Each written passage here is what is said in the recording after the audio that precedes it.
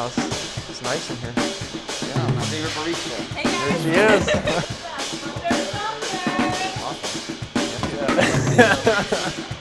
is. Just getting to where I am now.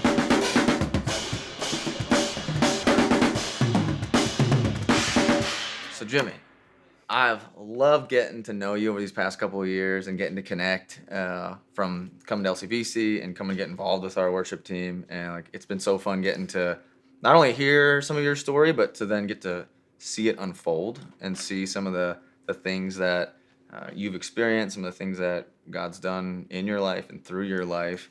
I started music at an early age.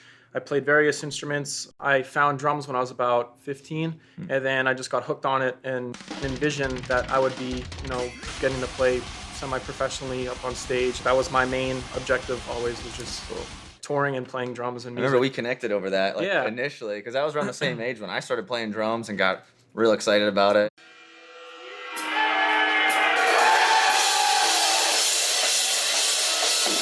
I had that super drive, motivation to do it. That's all I wanted to do without really knowing what it's all involved, behind the scenes kind of. And I kind of learned that as I was in it for a while with metal, it's all, the lyrics are all dark and stuff like that. And it wasn't really what I thought it was. And it kind of got to me after a while, especially with the fame. Once you start going down the road of fame, internet fame, it's like an endorphin rush, and you just get Instagram followers, likes, people messaging you, giving you compliments. And then you start viewing yourself as sitting on a throne, high up, because you're every night playing packed shows, people coming out just crazy, screaming your name, screaming the band's name. I was so sucked into social media for so long. I was so addicted to it. My parents, my family, my brother, all the time they'd be like, "Oh, you're always on your phone. Get off your phone." And I couldn't. I was so into it, because for me, that was my God. I felt that was my purpose of what kept me alive and kept me excited every day. And if that would go away, then it's who are you? Being around people that don't really have any direction, any morals, no repercussion. They don't have God in their life. They just have the mentality of there is no God, so I'm going to live life the way I want. And I don't care who I hurt. I don't care what I do. I serve myself, and all I care about is myself. Just seeing how they treat women, how they treat others, just, drugs, alcohol. And I needed to see that firsthand to really want to change my life. Because if someone would have told me, don't do this because this isn't good or this, that, I'd be like, oh, what do you know? I had to really find that out for myself and go down that road on my own to realize I don't want this anymore, and I want to do something to change my life and change my heart. I knew that I was going to be done after that. I knew we were going to do an album, and I knew as soon as I was done with the album, I was going to call it quits, and I ended up leaving the band. And after I left the band, I felt like my purpose in life was over now. I just felt empty, like a hollow shell. All those thoughts and feelings flooded me. I started crying, wept bitterly. And I didn't know what else to do, but I just prayed to God that I needed help. And so then you responded in those moments to a, yes, I'm going to go check out this church. So what made you come to LCBC? And the person who invited you was our friend Steven. He would cut my hair. So sometimes, he would say hey, he'd bring up church, that he goes and plays at this church that he plays drums at. And I was like, what kind of church do you go to where you play drums? I thought that was really cool. I sat in my car and I was wearing a tank top. I was like, I'm going to go home. I'm not doing this.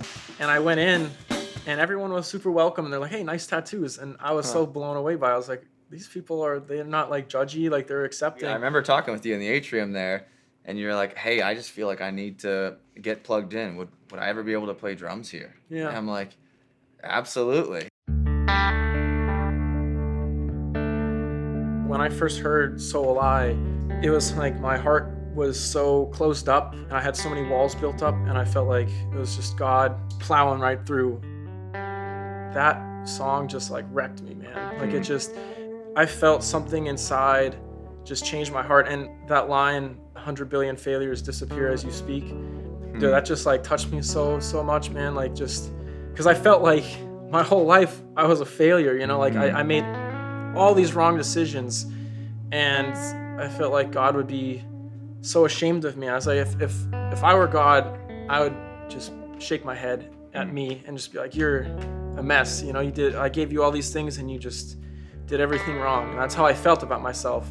Hearing that song, I felt like God was trying to use music, which was my number one thing, music, to try and, speak to me. As you speak, 100 billion failures disappear. I went back and I listened to that part like so many times because it made me feel something so powerful. And it made me realize, Jesus died on the cross for our sins. Like it's okay to make mistakes. It's okay to not be perfect. No one's perfect. And Jesus realizes that. And he says, it's okay, I love you.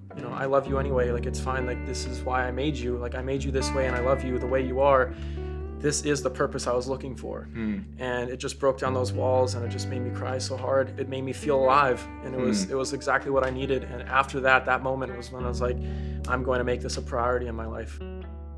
God, he let me go free and go do my thing, but then he pulled me back in. And it's just really cool to know that like he was watching the whole time. I always felt like God forgot about me and I wasn't welcome in church and that, but the whole time he was my number one fan. That's so cool. I love that. Yeah, it made me humble myself, and instead of doing everything to serve myself, it's like I want to serve God and be a follower. I'm living proof that God exists and he doesn't give up on anyone. I'm Jimmy, and I'm a life changed by Christ.